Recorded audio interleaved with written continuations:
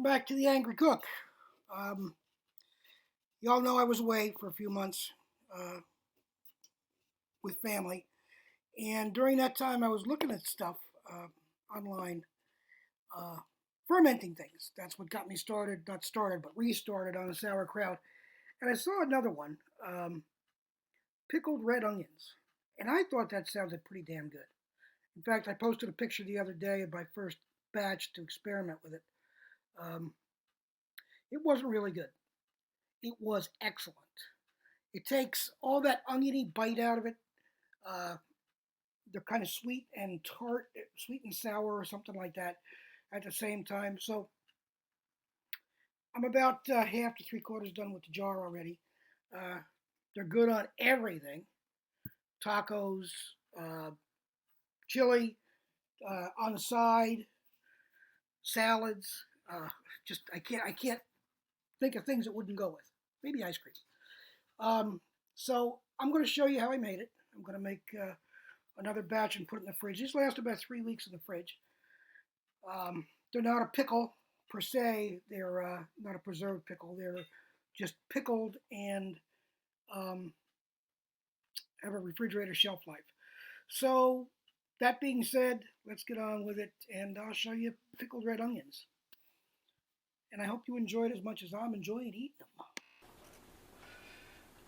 Angry Cook, take 3 or 4, wherever the hell we are.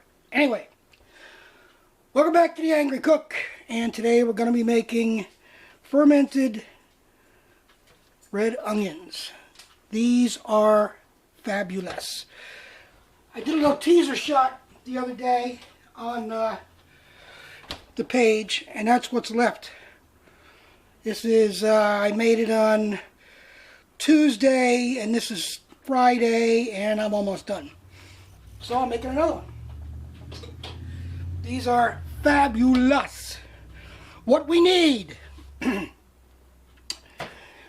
found out that this onion isn't quite enough. Doesn't fill the jar enough. If you can get a bigger one, or maybe even 2 of these would probably fit. We have salt, we have sugar, we have peppercorns, and a couple of garlic cloves, and distilled white vinegar. You can use any vinegar that pleases you. You can experiment with apple cider vinegar. You can experiment with a red wine vinegar, champagne vinegar, any of that stuff. Jade is next to me, licking the grates on the heater. I don't know what the hell she's doing.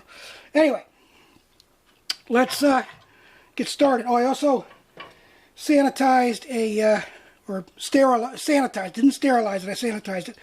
Poured boiling water in. I think that's a quart size or a pint size. I don't know. It says J5. It's that size. So we've got something relatively clean. Take the top and bottoms off of this. We're going to use a mandolin to slice this. You can hand slice it, but we're doing about a 1/16 of an inch cut on these. So you want these small or thin, not small.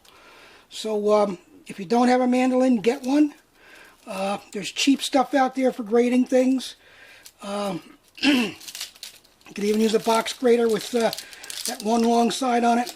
I don't recommend that, but you could if you wanted to. Crap.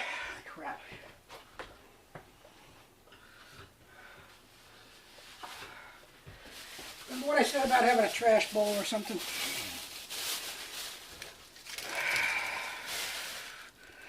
Don't throw the garlic away.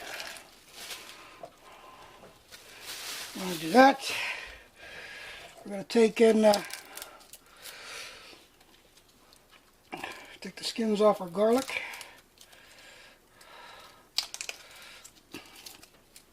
I'm going to give them a little crush before we put it in. Last time, the first time, which is last time, I put these on the top, the garlic and the peppercorns. I'm going to put them on the bottom this time. I'm not a fan of raw peppercorns by themselves, so I kept getting them. So I'm going to put them on the bottom and see if that helps. So we're going to give a quick smash. That bad boy didn't want to smash for nothing. Teaspoon of peppercorns.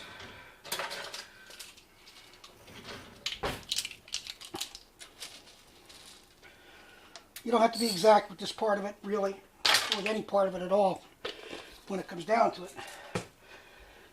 Now we're going to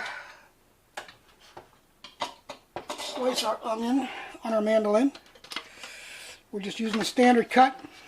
Get this stuff out of the way.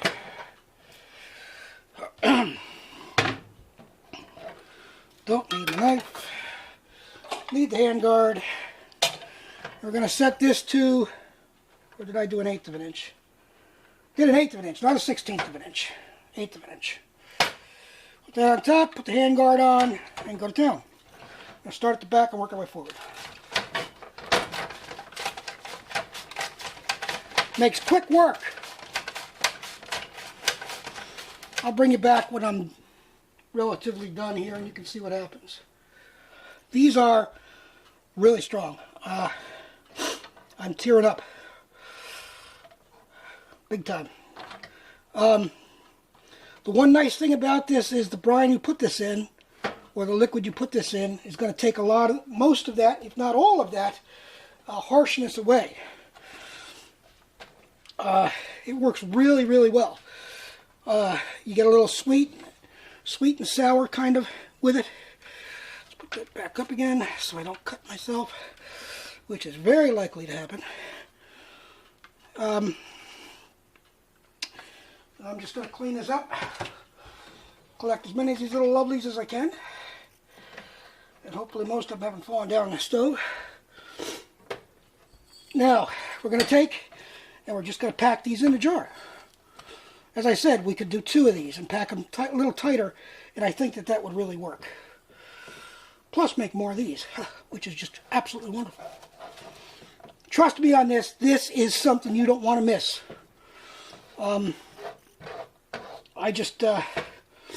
I can't believe I've never tasted these after all these years, and they're just phenomenal.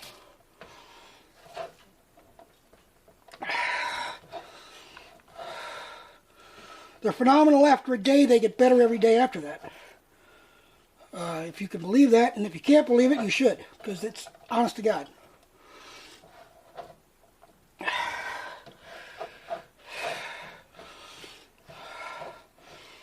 And you want to break these apart too while you're shoving them in. They pretty well do that themselves as you're grating it, as you're putting it through the mandolin, but just make sure. Shove them on down there. Oh, God. I'm telling you, man. Woo! Oh. Back to the show. So now we have our onion in here, and our, you can add dill to this. This is how you crunch it down.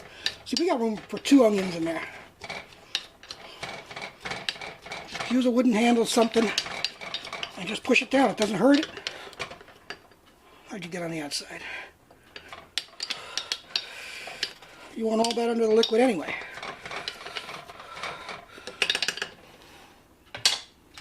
So, 2 onions for this, not 1.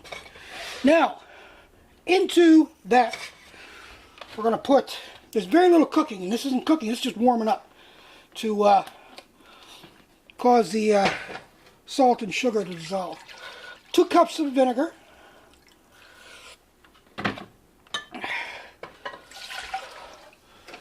We'll start that a while.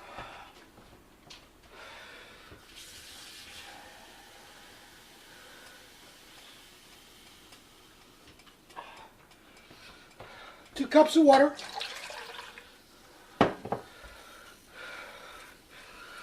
Let's move stove cam over here a little bit. and 1/3 of a cup of sugar.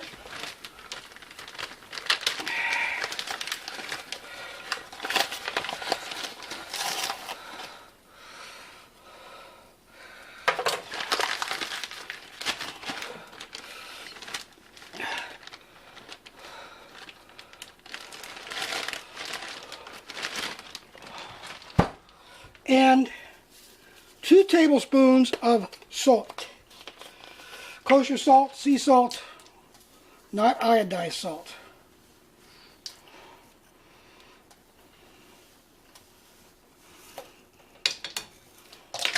And now all you want to do is heat this up until the liquid dissolves, or until the liquid dissolves, Jesus Christ, till the salt and sugar dissolve. What a brain. So, give the initial stir, and I'll bring it back when we're closer. Alright, we're all dissolved up. If you have a canning funnel or any type of funnel, use it. If you want these to be a little more crunchy, let this cool down. If you don't care, they're not mushy, they're just going to be not quite as crunchy as they would be otherwise. This is just, let's see what temperature it is. I'll give it an approximate anyway.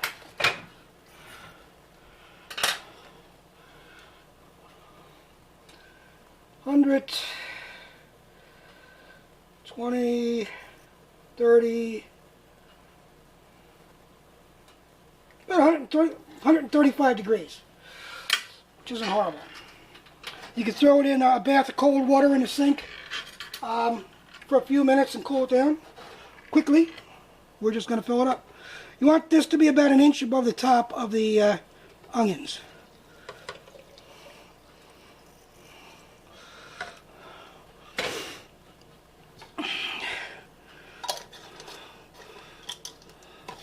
Now you don't need to put this in a canner solution to seal it, because I said this is a refrigerator pickle. It's not a preserved pickle. See the difference? All that red in here in this jar comes from the skin.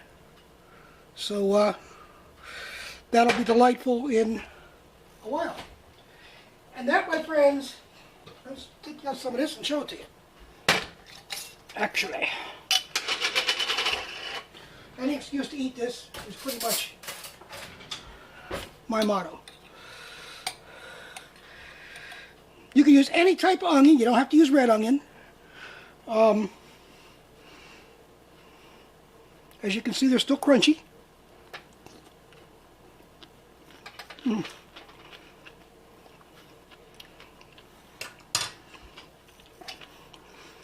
With a tangy, sweet taste to them.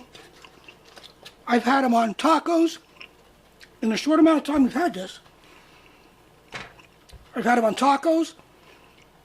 I've had them on chili. I've had them on roast beef sandwich. I've had them on salad.